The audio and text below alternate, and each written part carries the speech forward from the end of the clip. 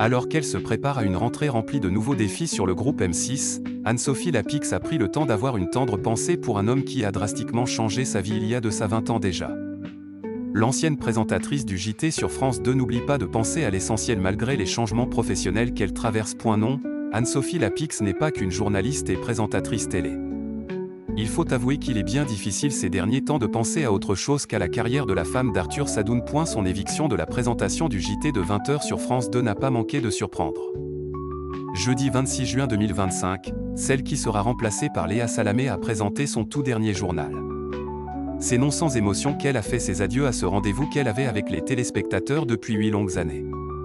Le choix de remercier Anne-Sophie Lapix a été pleinement assumé de la part de la présidente de France Télévisions, Delphine Ernotte. Durant son pot de départ, Anne-Sophie Lapix n'aura pas pu compter sur la présence de personnes capitales, mais qu'importe, la journaliste a bien plus important à penser. Anne-Sophie Lapix, sa tendre publication dédiée à son fils pour ses 20 ans marié à Arthur Sadoun depuis 2010, Anne-Sophie Lapix est à la tête d'une famille recomposée de 5 enfants.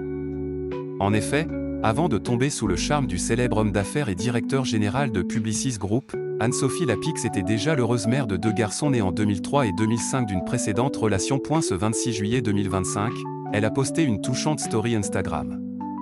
Sur celle-ci, nous pouvons voir son deuxième fils alors qu'il n'était encore qu'un enfant.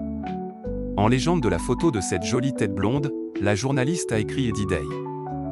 20 ans. Une manière simple et pudique de partager l'importance de ce moment à sa communauté alors qu'elle profite d'un repos bien mérité avant la rentrée. Celle dont l'arrivée prochaine sur M6 ne plaît pas à tout le monde est très pudique sur sa vie privée, et notamment sur sa vie de mère. Elle s'était toutefois laissée aller à quelques confidences à ce sujet pour TV Mag au mois de janvier dernier. Je débranche le week-end. Je redeviens mère au foyer. Je fais du sport, je vais au cinéma, je m'aère, je déjeune avec des amis. La semaine, c'est plus dur de se détacher de l'actualité, mais je réussis quand même à dîner avec mes enfants, qui ont la gentillesse d'attendre mon retour. Espérons que son nouvel emploi du temps lui permettra de passer davantage de moments privilégiés avec les siens.